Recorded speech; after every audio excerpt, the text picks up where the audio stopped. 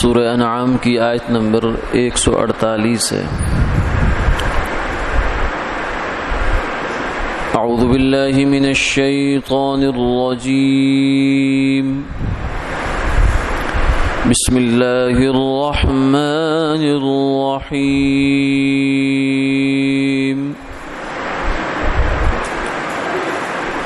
سيقول الذين أشركوا لو شاء الله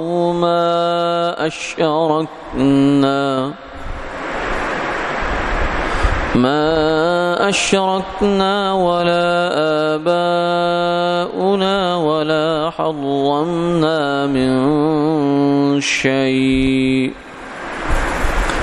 كذلك كذب الذين من قبلهم حتى ذاقوا بأسنا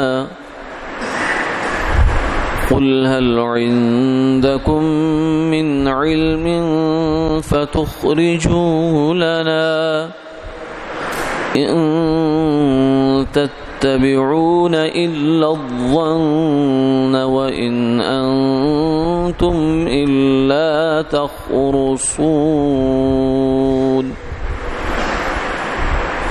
قل فلله الحجة البالغة فلو شاء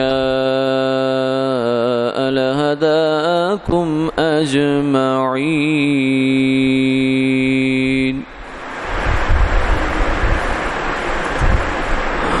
قل هلم شهداءكم الذين يشهدون أن الله حرم هذا فإن شهدوا فلا تشهد معهم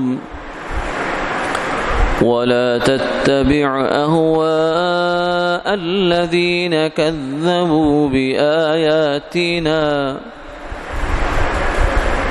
والذين لا يؤمنون بالآخرة وهم بربهم يعدلون صدق اللہ العظیم۔ اب مشرک یہ کہیں گے کہ اگر اللہ چاہتا تو ہم شرک نہ کرتے،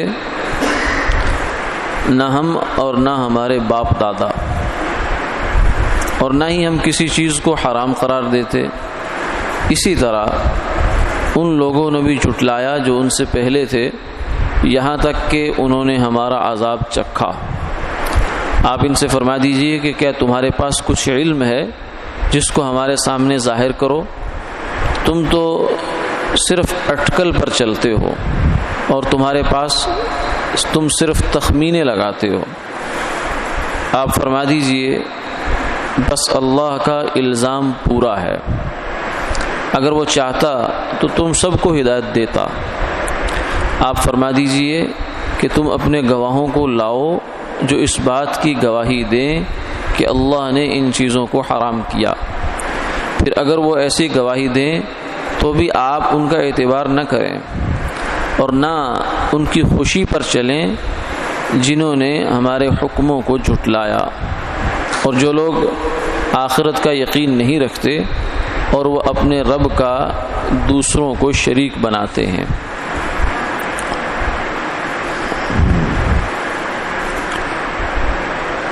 گزشتہ آیات میں مشرکین مکہ کی جانب سے گھڑے ہوئے جانوروں کے بارے میں اور کھیتی کے بارے میں کچھ اصول تھے، ان کا تذکرہ چل رہا تھا۔ اس پر ان سے مطالبہ ہوا کہ دلیل لاؤ۔ اب جب عاجز آگے دلیل پیش کرنے سے یا عقل سے دلیل لاتے یا نقل سے لاتے، دونوں طرح سے دلیل نہیں لا پائے، تب اللہ تعالیٰ نے آگے خود ہی فرما دیے کہ اب آپ کو پتہ ہے انہوں نے کیا کہنا ہے۔ اب یہ کہیں گے کہ یہ جو کچھ ہم نے کیا، یہ بتاؤ کہ یہ اللہ کی مرضی کے خلاف ہے یا اس کے مطابق ہے؟ اگر تو یہ اللہ کی مرضی کے خلاف ہے تو اس نے ہمیں روکا کیوں نہیں؟ اور اگر یہ اس کے مطابق ہے تو اس کا مطلب ہے کہ یہ اللہ کا حکم ہے۔ یہ انہوں نے بالکل بودی اور کمزور، بیکار، عجیب قسم کی، بچگانہ قسم کی جو ہے نا ایک دلیل بنائی اپنے خیال سے. حالانکہ اس دلیل کا مطلب تو یہ ہے کہ پھر دنیا میں کوئی بھی غلط کام غلط نہیں رہے گا، اس لیے کہ ہر غلط کار آدمی، چور، ڈاکو، شرابی، زانی، جواری، ہر غلط کار آدمی، رشوت خور، سود خور یہ کہہ سکتا ہے کہ دیکھو جو کچھ میں کر رہا ہوں اللہ کو میرا علم ہے، پتہ ہے اس کو، وہ مجھے روکتا کیوں نہیں. اگر اس نے مجھے نہیں روکا تو اس کا مطلب ہے کہ اس نے میرے عمل پر صاد کر دیا. یہ تو ایسی دلیل ہے، اور ہر آدمی سمجھتا ہے کہ یہ بالکل غلط بات ہے. اس لیے کہ اللہ تعالیٰ کا اس دنیا کو جو بنانے کا مقصد ہے اور نظام ہے وہ سمجھنا چاہیے. وہ اس دنیا کو بنانے کا نظام یہ نہیں ہے کہ یہاں حق اور باطل کے فیصلے ہوں گے یہاں، بلکہ یہ دنیا اس لیے بنائی ہے کہ تمہارا امتحان ہوگا، آزمائش ہوگی. امتحان حال میں، امتحان گاہ میں کبھی کسی کو غلط پرچہ دینے سے روکا نہیں جاتا. یہ تو ایسی بات ہوئی، مشرکین مکہ کی بات ایسی ہو گئی جیسے کوئی طالب علم جائے امتحان گاہ میں، غلط پرچہ لکھ کے آ جائے، بعد میں جب فیل ہو جائے تو کلیم کرے، دعویٰ کر دے جا کر عدالت میں کہ دیکھیے جی انہوں نے میرے ساتھ زیادتی کی ہے، ممتحن نے جو نمبر لگانے والا ہے اس نے میرے ساتھ بڑی زیادتی کر دی ہے. تو پوچھے اس سے جج کہ کیا زیادتی، کیسے زیادتی کی؟ اس نے کہا یہ مجھے دیکھ رہا تھا، یہ نگران جو تھا یہ مجھے دیکھ رہا تھا کہ میں غلط پرچہ حل کر رہا ہوں، اس نے مجھے روکا کیوں نہیں؟ اس کو چاہیے تھا کہ مجھے روک دیتا، اس نے جب نہیں روکا تو یہ پرچہ ٹھیک تھا. اس کا مطلب کیا ہوا کہ یہ پرچہ ٹھیک تھا، لہذا جو میں نے لکھا اس پر مجھے پاس ہونا چاہیے. تو آپ فرمائیں گے کہ اس منطق کو دنیا کی کوئی عدالت، کوئی پنچایت، کوئی عقل مند آدمی قبول کرنے کے لیے تیار ہے؟ قطعاً نہیں ہو سکتا. تو مشرکین مکہ ایسی دلیل لے رہے ہیں، یعنی حضور ان سے پوچھتے ہیں کہ تم یہ بتاؤ یہ جو جانوروں کے بارے میں تم نے گھڑ لیے عقیدے اپنے کہ یہ جانور حرام، اس پر حرام، اس پر حرام، مرد پر حرام، عورت پر حرام، اوٹ پٹانگ قسم کی باتیں ہیں، اس پر دلیل کیا ہے تمہارے پاس؟ یہ غلط بات کر رہے ہو. تو کہتے ہیں نہیں ہم ٹھیک کر رہے ہیں. دلیل کیا جی؟ کیونکہ ہم اللہ کے سامنے کر رہے ہیں اور وہ ہمیں روکتا نہیں ہے. تو یہ تو ایسی دلیل ہو گئی جیسی طالب علم دلیل دیتا ہے. تو فرمایا کہ یہ لوگ عنقریب اب یہ بات کہیں گے، لیکن یہ بات بہت بودی ہے. سیقول الذین اشرکوا لو شاء اللہ ما اشرکنا. اب ان کے پاس آخر میں جا کر یہی ایک دلیل بچی، بس اور کوئی ان کے پاس ہے نہیں. اس سے اندازہ لگایا جائے کہ جو مشرک ہیں، اللہ کے نافرمان ہیں، ان کے پاس دلیل کوئی نہیں ہے، بے بنیاد باتیں کرتے ہیں، عقل میں بھی نہیں آتی اور نقل بھی اس کی کوئی تائید نہیں کرتی.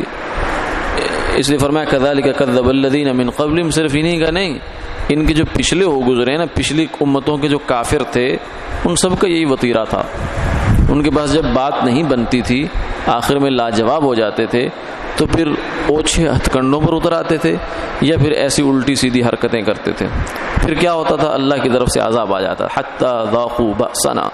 مثلا نبی سے معجزہ مانگا کہ آپ ہمیں معجزہ لا کر دیں کہ آپ اللہ کے پیغمبر ہیں. نبی نے معجزہ دے دیا، من مانگا معجزہ دے دیا.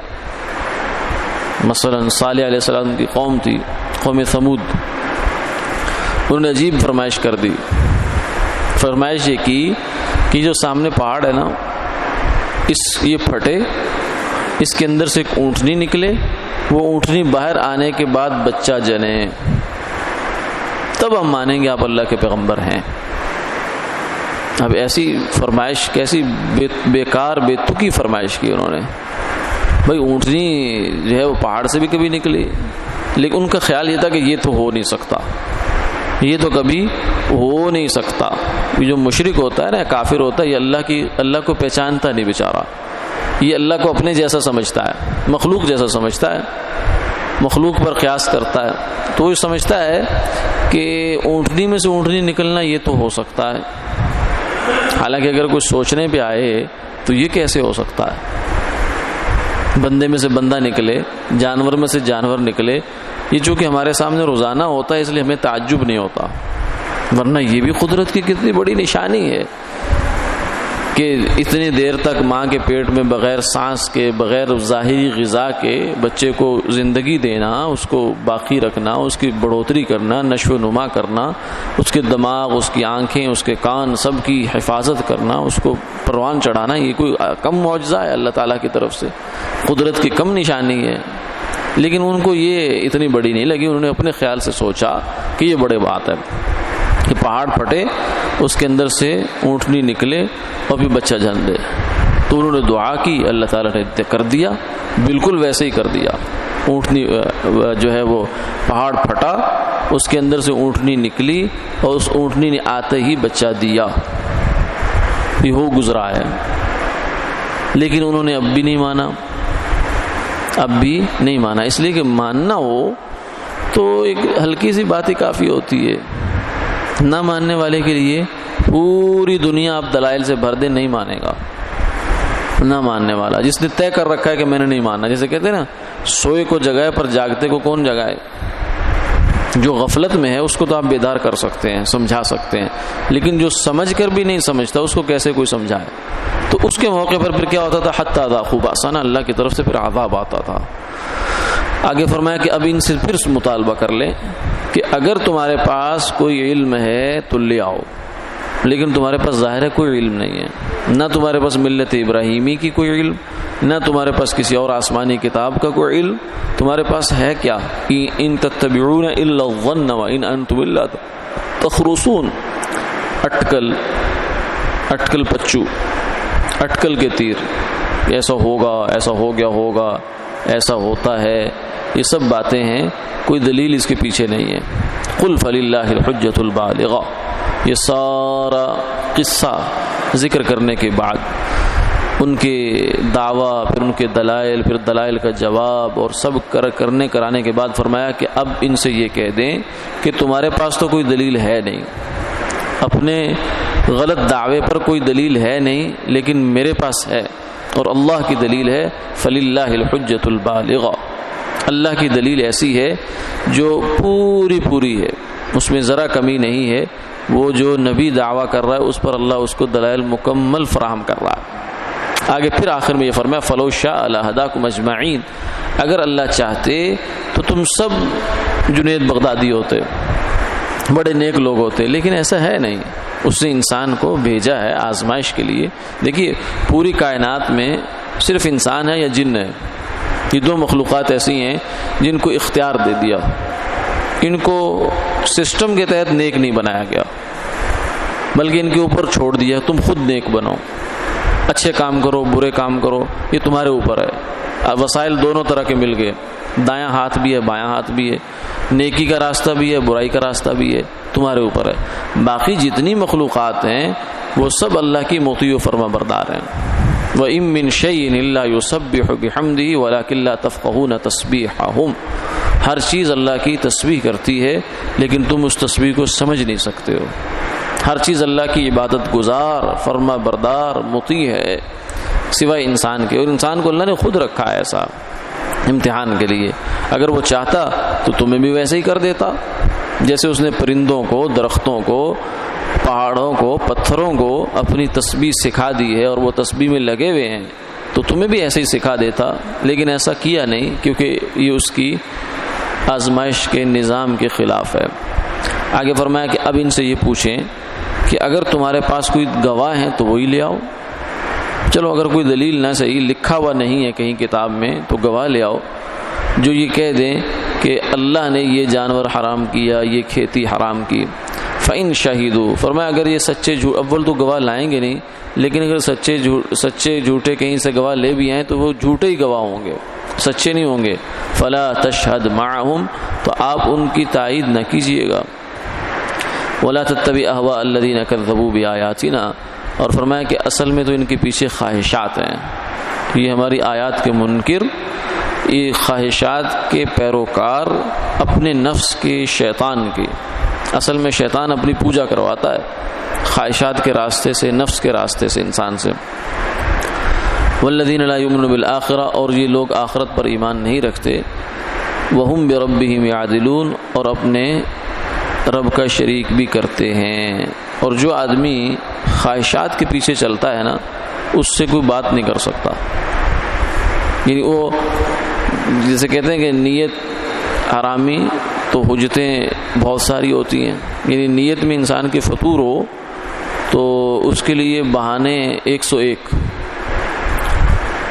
تو جو آدمی ہے ہی خواہش پرست، یعنی اس نے ہر صورت میں یہی کام کرنا ہے، دلیل اس کے پاس ہے نہیں، تو فرمایا کہ اب ان کے ساتھ کیا ہو سکتا ہے؟ ولا تتبع، ہم یہی کہہ سکتے ہیں کہ آپ ان سے بچ کر رہے ہیں، ان کے راستے پر نہ چلیں، کیونکہ ان کا راستہ بڑا خطرناک ہے جس کا انجام ہمیشہ ہمیشہ کی تباہی ہے۔ وآخر دعوانا الحمد للہ رب العالمین۔